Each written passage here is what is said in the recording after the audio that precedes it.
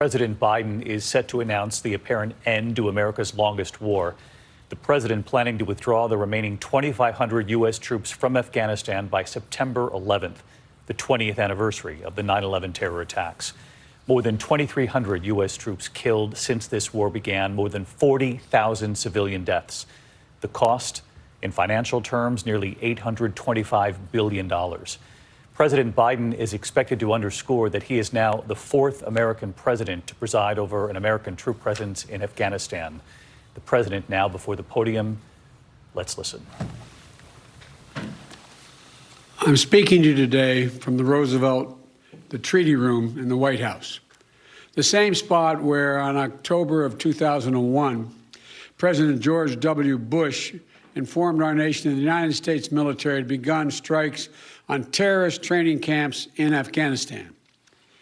It was just weeks after the terrorist attack on our nation that killed 2,977 innocent souls, that turned Lower Manhattan into a disaster area, destroyed parts of the Pentagon, and made hallowed ground of a field in Shanksville, Pennsylvania, and sparked an American promise that we would never forget. We went to Afghanistan in 2001 to root out al-Qaeda, to prevent future terrorist attacks against the United States planned from Afghanistan. Our objective was clear. The cause was just. Our NATO allies and partners rallied beside us. And I supported that military action along with overwhelming majority of the members of Congress. More than 7 years later, in 2008, weeks before we swore the oath of office, President Obama and I were about to swear, President Obama asked me to travel to Afghanistan and report back on the state of the war in Afghanistan. I flew to Afghanistan, to the Kunar Valley, a rugged mountainous region on the border with Pakistan. What I saw on that trip reinforced my conviction that only the Afghans have the right and responsibility to lead their country, and that more and endless American military force could not create or sustain a durable Afghan government. I believed that our presence in Afghanistan should be focused on the reason we went in the first place, to ensure Afghanistan would not be used as a base from which to attack our homeland again. We did that. We accomplished that objective. I said, among with others, we'd follow Osama bin Laden to the gates of hell if need be. That's exactly what we did, and we got him. It took us close to 10 years to put President Obama's commitment into form, and that's exactly what happened. Osama bin Laden was gone. That was 10 years ago. Think about that. We delivered justice to bin Laden a decade ago, and we've stayed in Afghanistan for a decade since. Since then, our reasons for remaining in Afghanistan have become increasingly unclear, even as the terrorist threat that we went to fight evolved. Over the past 20 years, the threat has become more dispersed, metastasizing around the globe.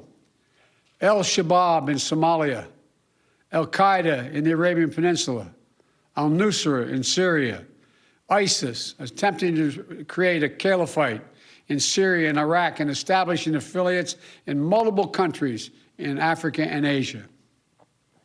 With the terror threat now in many places, keeping thousands of troops grounded and concentrated in just one country at a cost of billions each year makes little sense to me and to our leaders. We cannot continue the cycle of extending or expanding our military presence in Afghanistan, hoping to create ideal conditions for the withdrawal and expecting a different result. I'm now the fourth United States president to preside over American troop presence in Afghanistan. 2 Republicans, 2 Democrats. I will not pass this responsibility on to a fifth. After consulting closely with our allies and partners, with our military leaders and intelligence personnel, with our diplomats and our development experts, with the Congress and the Vice President, as well as with Mr. Ghani and many others around the world, I've concluded that it's time to end America's longest war. It's time for American troops to come home. When I came to office, I inherited a diplomatic agreement duly negotiated between the government of the United States and the Taliban that all U.S. forces would be out of Afghanistan by May 1, 2021, just 3 months after my inauguration. That's what we inherited, that commitment. It's perhaps not what I would have negotiated myself, but it was an agreement made by the United States government, and that means something. So in keeping with that agreement and with our national interest, the United States will begin our final withdrawal, begin it on May 1 of this year. We'll not conduct a hasty rush to the exit. We'll do it responsibly, deliberately, and safely. And we will do it in full coordination with our allies and partners, who now have more forces in Afghanistan than we do. And the Taliban should know that if they attack us as we draw down, we will defend ourselves and our partners with all the tools at our disposal. Our allies and partners have stood beside us, shoulder to shoulder in Afghanistan for almost 20 years. And we're deeply grateful for the contributions they have made to our shared mission and for the sacrifices they've borne. The plan has long been in together, out together. U.S. troops, as well as forces deployed by our NATO allies and operational partners, will be out of Afghanistan before we mark the 20th anniversary of that heinous attack on September 11th. But we'll not take our eye off the terrorist threat. We'll reorganize our counterterrorism capabilities and the substantial assets in the region to prevent reemergence of terrorists and the threat to our homeland from over the horizon. We'll hold the Taliban accountable for its commitment not to allow any terrorist to threaten the United States or its allies from Afghan soil. The Afghan government has made that commitment to us as well, and we'll focus our full attention on the threat we face today. In my direction, my team is refining our national strategy to monitor and disrupt significant terrorist threats, not only in Afghanistan, but anywhere they may arise, and they're in Africa, Europe, the Middle East, and elsewhere. I spoke yesterday with President Bush to inform him of my decision.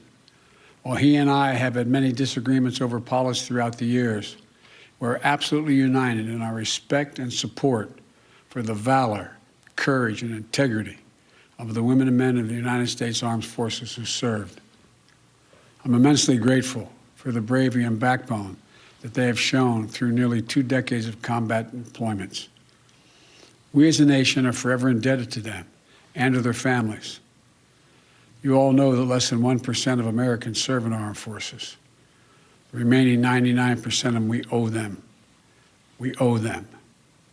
They've never backed down from a single mission that we've asked of them. I've witnessed their bravery firsthand during my visits to Afghanistan. They've never wavered in their resolve. They've paid a tremendous price on our behalf. And they have the thanks of a grateful nation. While we'll not stay involved in Afghanistan militarily, our diplomatic and humanitarian work will continue. We'll continue to support the government of Afghanistan. We will keep providing assistance to the Afghan national defenses and security forces. And along with our partners, we have trained and equipped a standing force of over 300,000 Afghan personnel today and hundreds of thousands over the past 2 decades. And they'll continue to fight valiantly on behalf of the Afghans at great cost. They'll support peace talks, as we will support peace talks between the government of Afghanistan and the Taliban facilitated by the United Nations. And we'll continue to support the rights of Afghan women and girls by maintaining significant humanitarian and development assistance. And we'll ask other countries in the region to do more to support Afghanistan, especially Pakistan, as well as Russia, China, India, and Turkey. They all have a significant stake in the stable future for Afghanistan. And over the next few months, we'll also determine what a continued U.S. diplomatic presence in Afghanistan will look like, including how we'll ensure the security of our diplomats. Now, look, I know there are many who will loudly insist that diplomacy cannot succeed without a robust U.S. military presence to stand as leverage. We gave that argument a decade. It's never proved effective. Not when we had 98,000 troops in Afghanistan, and not when we were down to a few thousand. Our diplomacy does not hinge on having boots in harm's way, U.S. boots on the ground. We have to change that thinking. American troops shouldn't be used as a bargaining chip between warring parties and other countries. You know, that's nothing more than a recipe for keeping American troops in Afghanistan indefinitely. I also know there are many who will argue that we should stay fighting in Afghanistan because withdrawal would damage America's credibility and weaken America's influence in the world. I believe the exact opposite is true. We went to Afghanistan because of a horrific attack that happened 20 years ago. That cannot explain why we should remain there in 2021. Rather than return to war with the Taliban, we have to focus on the challenges that are in front of us. We have to track and disrupt terrorist networks and operations that spread far beyond Afghanistan since 9/11. We have to shore up American competitiveness to meet the stiff competition we're facing from an increasingly assertive China. We have to strengthen our alliances and work with like-minded partners to ensure that the rules of international norms that govern cyber threats and emerging technologies that will shape our future are grounded in our democratic values, not those of the autocrats. We have to defeat this pandemic and strengthen the global health system to prepare for the next one, because there will be another pandemic. You know, we'll be much more formidable to our adversaries and competitors over the long term if we fight the battles for the next 20 years, not the last 20. And finally, the main argument for staying longer is what each of my three predecessors have grappled with. No one wants to say that we should be in Afghanistan forever, but they insist now is not the right moment to leave. In 2014, NATO issued a declaration affirming that Afghan security forces would from that point on have full responsibility for this country's security by the end of that year. That was 7 years ago. So when will it be the right moment to leave? 1 more year? 2 more years? 10 more years? 10, 20, $30 billion more than the trillion we've already spent? Not now. That's how we got here. And in this moment, there's a significant downside risk to staying beyond May 1st without a clear timetable for departure. If we instead pursue the approach where U.S. exit is tied to conditions on the ground, we have to have clear answers to the following questions. Just what conditions be required to allow us to depart? By what means and how long would it take to achieve them, if they could be achieved at all? And at what additional cost in lives and treasure? I've not heard any good answers to these questions. And if you can't answer them, in my view, we should not stay. The fact is that later today, I'm going to visit Arlington National Cemetery, Section 60. And that sacred memorial to American sacrifice, Section 60, is where our recent war dead are buried, including many of the women and men who died fighting in Afghanistan and Iraq. There's no comforting distance in history in Section 60. The grief is raw. It's a visceral reminder of the living cost of war.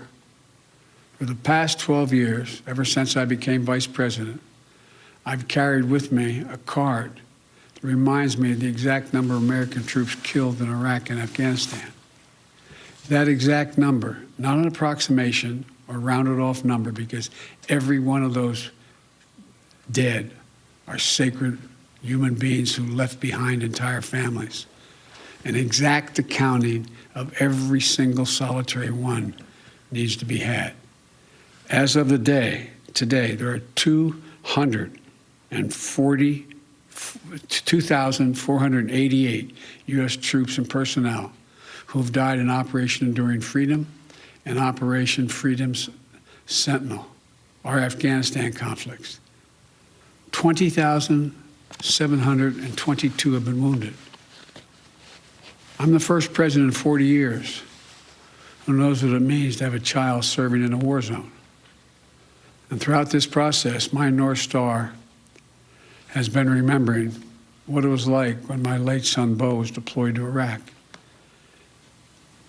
How proud he was to serve his country, how insistent he was to deploy with his unit, and the impact it had on him and all of us at home.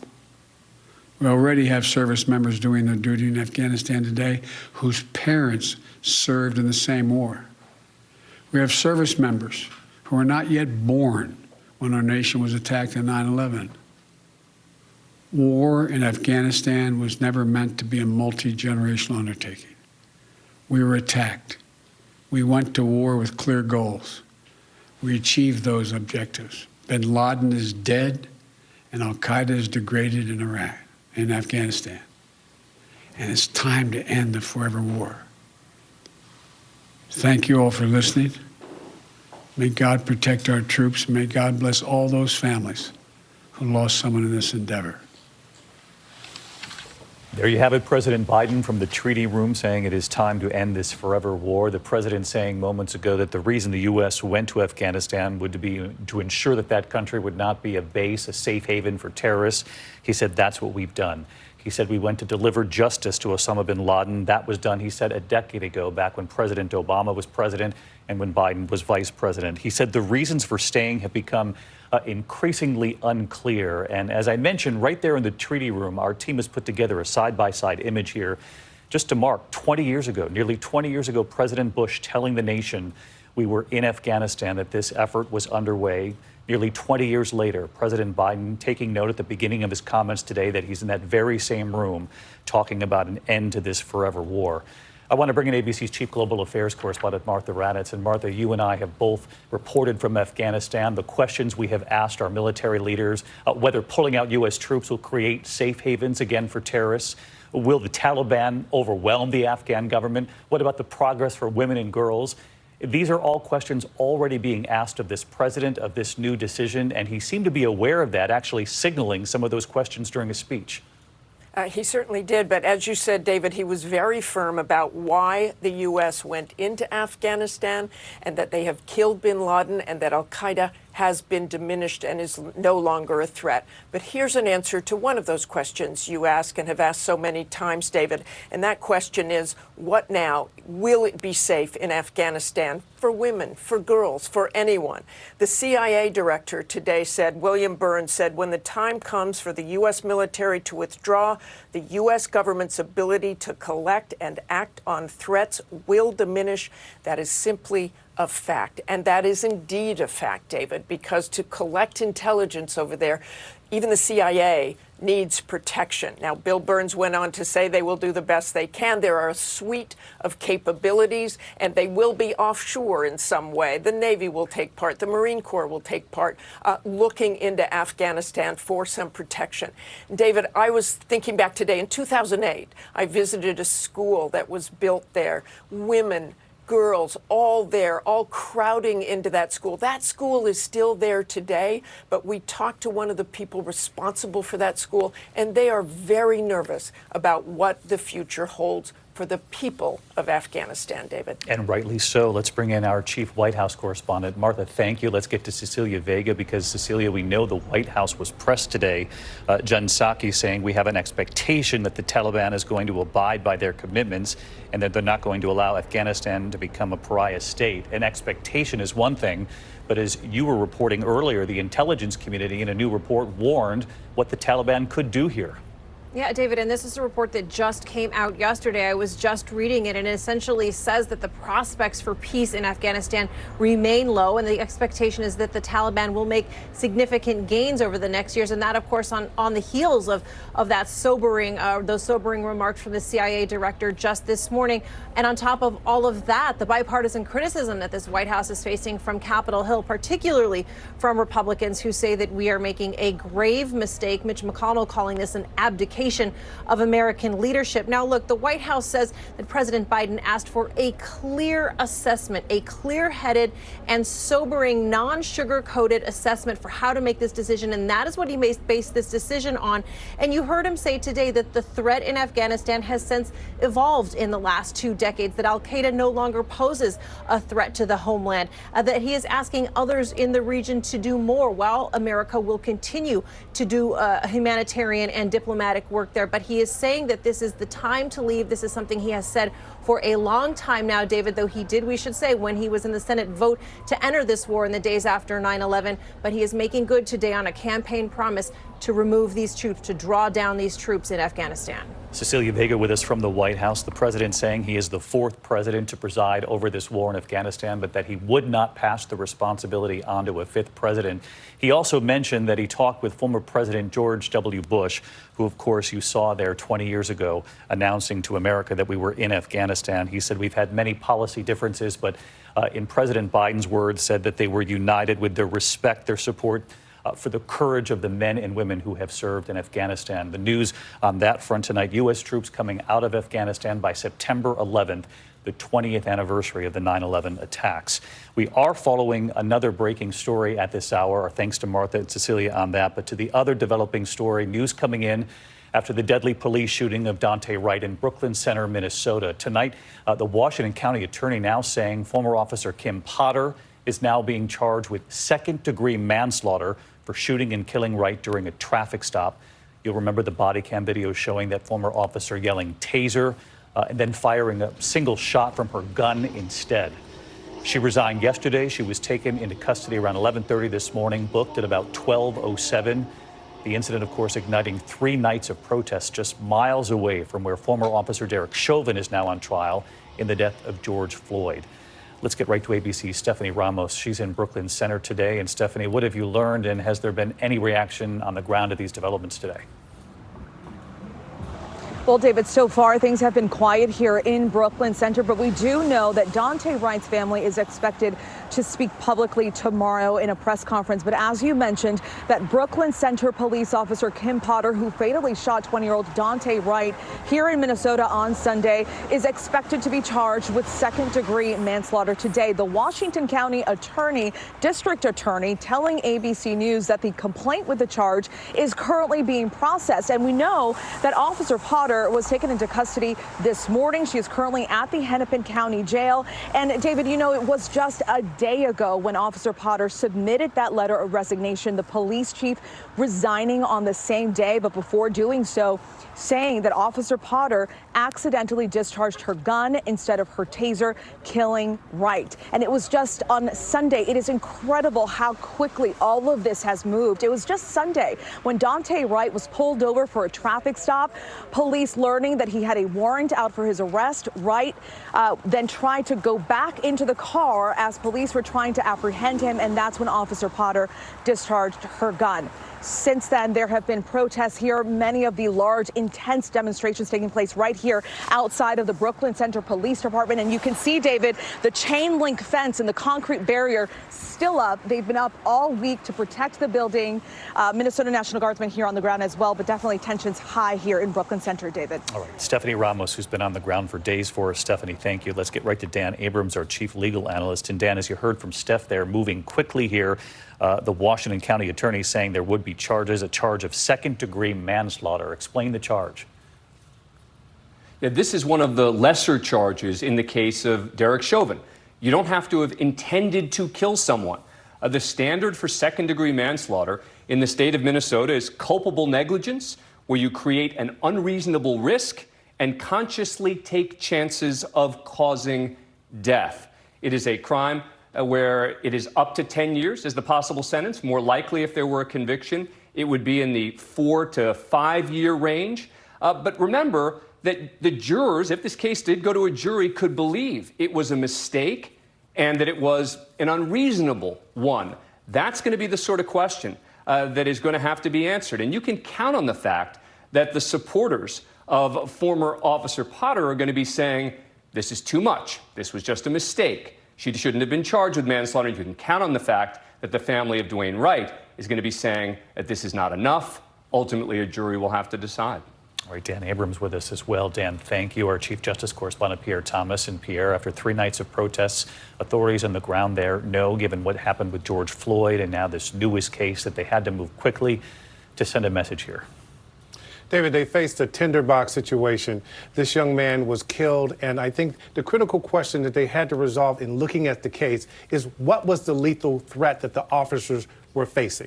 There apparently were none. The prosecutor decided that they had to take action and take it quickly, David. Pierre Thomas with us from our Washington Bureau. Pierre, thank you. Our thanks to Dan and Stephanie and Martha and Cecilia as well. Our coverage continues on ABC News Live, abcnews.com. I'll see you later with the entire team for World News Tonight. Until then, thanks for watching. I'm David Muir, New York. Good day. This has been a special report from ABC News.